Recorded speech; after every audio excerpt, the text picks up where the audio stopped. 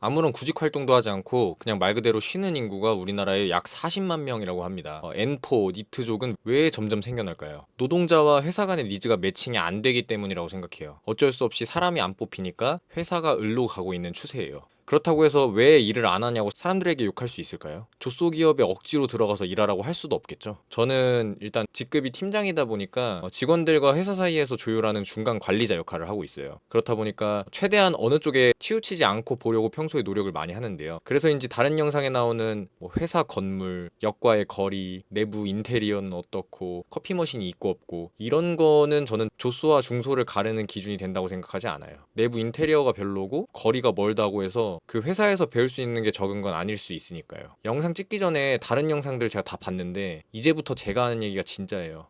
조소 분석 영상 중에서 내용 원탑 한번 찍어보겠습니다. 조소 기업 특징 첫 번째, 면접 보는 인사 담당자의 인성입니다. 사실 뭐 대기업도 아니고 중소기업이라고 한다면 사람이 더 귀할 수밖에 없어요. 그리고 인사 담당관은 회사의 얼굴 역할을 합니다.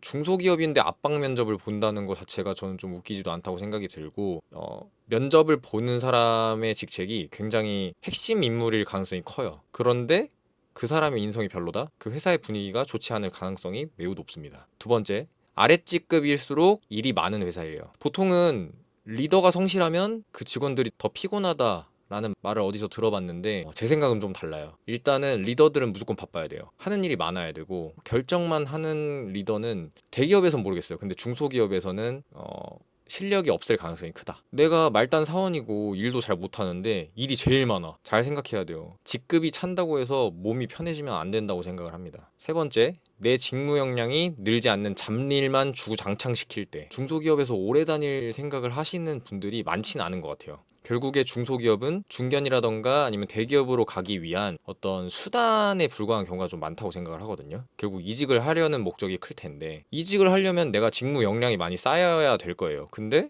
그냥 잡일만 하고 있으니 이게 2년이 지나고 3년이 지나더라도 내 직무 역량이 쌓이지 않고 정체된다고 하면 사실 좋은 회사라고 보기 어려울 것 같습니다. 네 번째, 업무 효율화가 되지 않는 회사. 어느 정도 시행착오를 통해 만들어지는 이 체계를 바꾸는 건 쉽지가 않아요. 근데 간혹 좋은 아이디어가 있을 때 그 아이디어를 통해서 업무를 더 간소화하고 효율화할 수 있는 방법들이 많은데 이런 아이디어조차도 받아들여지지 않는 회사를 말하는 거예요. 비효율적인 방법을 그대로 유지하는 거죠. 왜냐? 그게 익숙하니까. 생각보다 이런 회사 되게 많아요. 다섯 번째, 리더들이 대외 업무를 보지 않는 회사. 쓸데없이 사무실에만 있는 거예요. 그 회사 자체의 어떤 자급자족 만으로 성장하는 데는 한계가 있다고 생각해요. 회사가 발전하기 위해서는 결국에 다른 업체랑 컨택을 하고 제휴를 맺고 우리한테 필요한 업체, 우리가 도움을 줄 수 있는 업체 이런 상생 관계의 회사를 찾아 나가는 게 회사가 좀 더 빠르고 간단하게 성장할 수 있는 방법이라고 생각하거든요.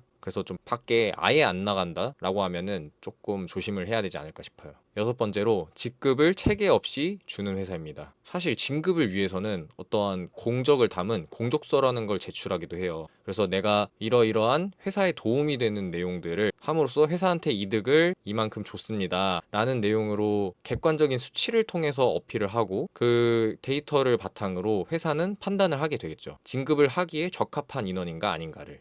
근데 이런 거예요. 너 오늘부터 주임해. 대리하고 싶어? 너 오늘부터 대리. 그냥 이렇게 되는 거죠. 조심하시길 바랍니다. 그리고 일곱 번째, 페널티로 사람을 성장시키는 회사예요. 사실 그 사람을 성장시키려면 이 방법적인 도움을 많이 주는 게 좋아요. 해결 방법. 근데 솔직히 해결 방법으로 도움을 주려면 엄청 많은 시간이 걸려요. 근데 그 시간이 걸리더라도 그 사람이 경험해보지 않은 일조차 응용을 할 수 있는 실력을 갖추게 해요. 근데 만약에 페널티로 사람을 성장시키려 한다? 그러면 단기적으로는 효과가 좋을 수 있거든요. 근데 1년, 2년 지나고 보면 그 사람은 없어져 있습니다. 여덟 번째, 직원 수도 얼마 안 되는데 그 와중에 정치질함. 이거 진짜 심각해요. 일을 일대로 못하게 하는 게 바로 이 정치질이에요. 만약에 안에서 정치질 하려는 조금 높은 직급의 사람이 있다? 탈출하세요. 아홉 번째, 퇴사율 높음. 물론 이건 입사 전에 뭐 자플래닛이라던가 이런 플랫폼을 통해서 퇴사율을 대략적으로 조회해 볼 수는 있어요. 근데 그 수치가 정확하지 않을 수 있거든요. 그래서 일단은 입사를 하고 나서 며칠 동안 한번 지켜보는 거예요. 나랑 비슷한 직급의 선배들이 퇴사를 하는지 안 하는지. 막 2년 지나서 퇴사하고 이런 건 괜찮거든요. 근데 막 2달 지나고 3달 지나서 퇴사한다? 그러면 조금 생각을 다시 해봐야 된다. 10번째, 4대 보험 안 들어줌. 와, 이거는 근데 저도 경험하지 못한 케이스여서 저희 회사에 입사하는 사람들 보면은 유튜브로 어느 정도 좀 알아보고 왔나 봐요. 아, 4대 보험 가입 되냐고 물어보더라고요. 근데 안 되는 곳이 있나 싶은데 아마 저희 회사는 안 돼요. 이런 케이스 엄청 많을 거예요, 아마. 그리고 막 프리랜서를 권한다거나 이런 경우가 많아서 이런 곳은 진짜 절대 가면 안 된다고 생각해요. 11번째, 직무 교육에 대한 중요성을 아예 인지하지 못하는 회사예요.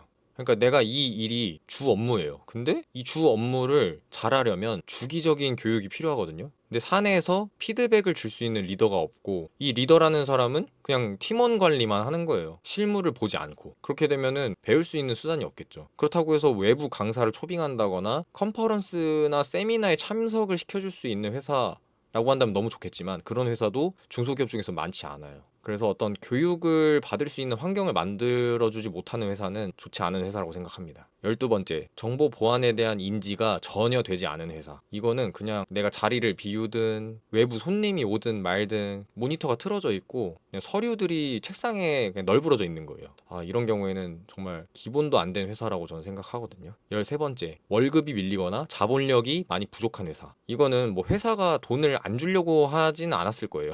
근데 회사의 의도와 다르게 그냥 돈이 없는 거예요. 그래서 주고 싶어도 못 주는 거죠. 이렇게 되면은 진짜 열심히 잘 다니다가도 갑자기 자금 사정이 어려워져서 구조조정 대상이 될 수도 있어요. 이런 회사는 조심해야 됩니다. 자, 이렇게 13가지의 내용을 좀 알아보게 됐는데 단언컨대 제가 다른 영상들을 좀 많이 봤어요. 조회수 많이 나온 영상들도 봤는데 저는 이렇게 모든 내용을 포함하고 있는 영상을 아직까지 못 봤거든요. 여러분들께 이 내용들이 정말 많은 도움이 되기를 바라면서 영상 마치겠습니다. 감사합니다.